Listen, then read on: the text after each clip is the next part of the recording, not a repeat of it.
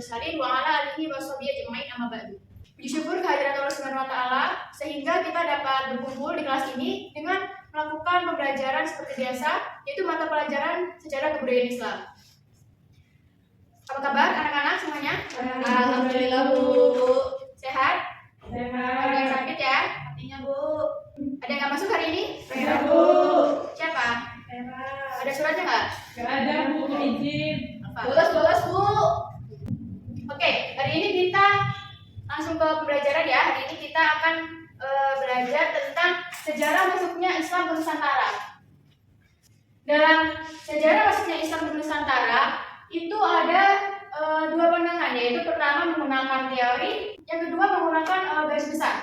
Teori-teori dari sejarah masuknya Islam ke Nusantara, yang pertama adalah teori Mekah, teori Gujarat, Persia, dan teori Cina.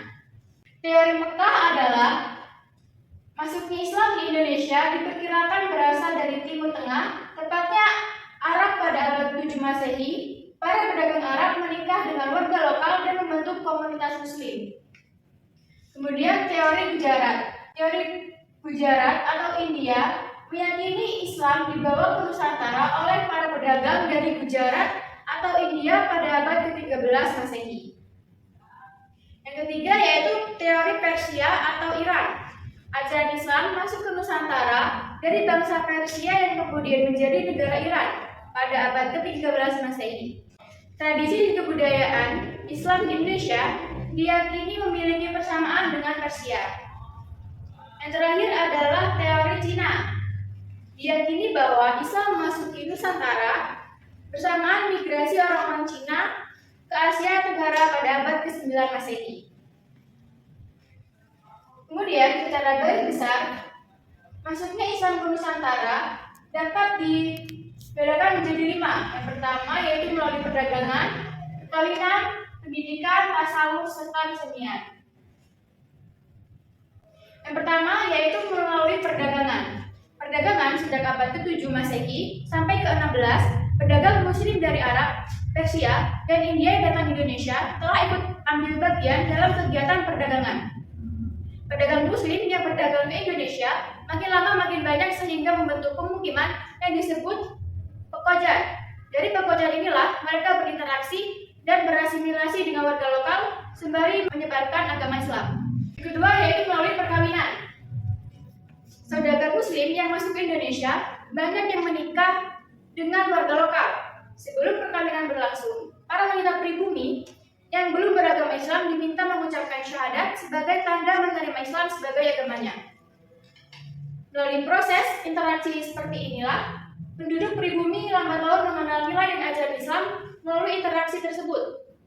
Pada gilirannya, keluarga Muslim itu berkembang menjadi perkampungan Muslim, lebih luas lagi menjadi masyarakat Muslim. Masyarakat Muslim inilah yang di kemudian hari berkembang menjadi kerajaan Islam. Yang ketiga yaitu menggunakan pendidikan.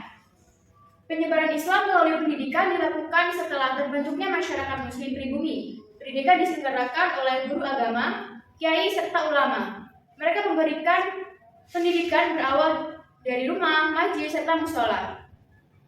Setelah itu mereka mendirikan madrasah dan pondok pesantren untuk mendidik generasi muda yang tertarik menjadi peran santri. Yang keempat yaitu dengan menggunakan tasawuf. Cara penyebaran Islam yang lain adalah melalui tasawuf. Tasawuf adalah salah satu doktrin atau ajaran Islam untuk mendekatkan diri kepada Allah atau hubungan vertikal. Ajaran ini memudahkan orang yang telah mempunyai dasar ketuhanan lain untuk mengerti dan menerima ajaran Islam. Yang terakhir adalah menggunakan kesenian. Penyebaran agama Islam di Indonesia terlihat pula dalam kesenian Islam, seperti peninggalan seni bangunan, seni pahat, seni musik, dan seni sastra. Hasil-hasil seni ini dapat pula dilihat pada pembangunan masjid kuno di Aceh, Demak, Cirebon, dan Banten. Kesenian adalah salah satu unsur kebudayaan, sehingga kesenian mengambil peran penting dalam trik penyebaran Islam melalui budaya. Untuk materi yang Ibu sampaikan, apakah ada yang ingin ditanyakan? Tidak. Cukup ya? Cukup, Bu. Oke, penjelasannya sudah selesai. Sekarang Ibu akan bagi 2 kelompok. Kelompok pertama mencari bukti peninggalan Mekah dan Persia. Kelompok 2 mencari bukti peninggalan dari teori Gujarat dan Cina. Paham ya? Paham, Bu. Nanti yang sudah dipresentasikan di depan. Di sini saya akan mempresentasikan tentang bukti-bukti yang mendukung teori Mekah dan teori Persia. Teori Mekah, adanya kampung Arab Melayu di daratan Pulau Jawa. Terus adanya aktivitas memotong sapi kurban di Pulau Sumatera, kemudian adanya penggunaan nama Habib pada keturunan Arab Indonesia. Teori Persia adalah adanya peringatan 10 Muharram atau Asyura sebagai peringatan Syiah atas syahidnya cucu Nabi Muhammad SAW, Husain bin Ali bin Abi Thalib. Masyarakat saat itu membuat bubur syura dalam peringatan peristiwa tersebut.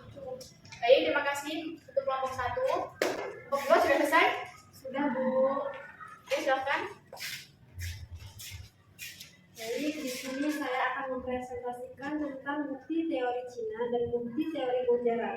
Yang pertama yaitu teori Cina. Teori Cina dikuatkan dengan adanya beberapa bukti, di antaranya Raden Pata atau Raja Demak yang merupakan keturunan Tiongkok, penulisan gelar Raja-Raja Demak dengan istilah Cina.